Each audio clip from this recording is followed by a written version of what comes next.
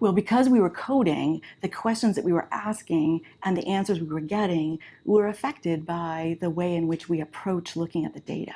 So when we went into the case files to extract what were the factors or what was happening in the background for each of these different youth that had been waived to adult court, the kinds of factors that we were pulling out and the kinds of information that we were examining were related to what kinds of treatment were available to them, what kinds of interaction had they had with the child welfare system, the treatment systems available to them, as well as looking at other kinds of issues, but not as closely. For example, we didn't look at their health and wellness. We did look at whether or not they had had any serious injuries.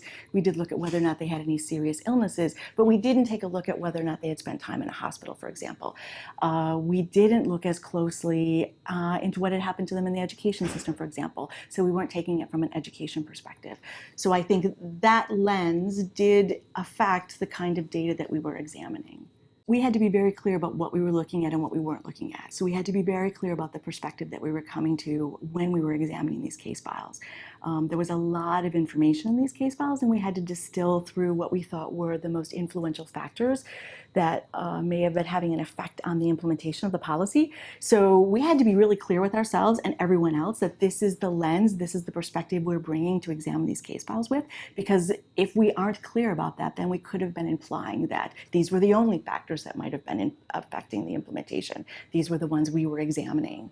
So I think being very clear about our perspective and our lens was really important because it affected the way we asked the questions, it affected the way we looked at the case files, it affected the way we extracted the data, and so I think being clear about that perspective was really critical. We were using a conceptual framework related to the way in which the systems of care came together to support these youth prior to being waived into adult court, and what might have been the factors or decision-making content that occurred at the point at which the decision was made to refer them to adult court. And so we were coming at it from this conceptual framework of the way in which the systems worked together to support these youth or not support these youth, and what legislative or legal systems intervene to make a decision in order to waive them to adult court. So that was essentially the conceptual framework that we were coming at. We approached this project from a constructivist perspective.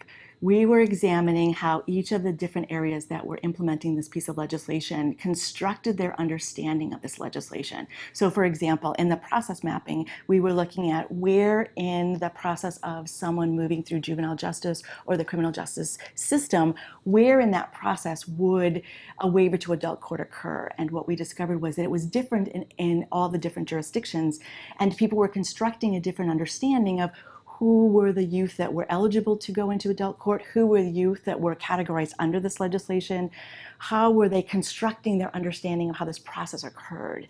And so in that sense, we let the different jurisdictions emerge in their understanding or their representation of how this legislation was being implemented. It's important to be able to determine what the phenomenon is that you're looking at and what perspective you're going to bring to looking at that phenomenon. Because in that sense, you're identifying what it is that you're examining without bounding it as you might in a post-positive perspective. But you're also then being clear about what the lens or the perspective is that you're bringing to this particular observation of this phenomenon.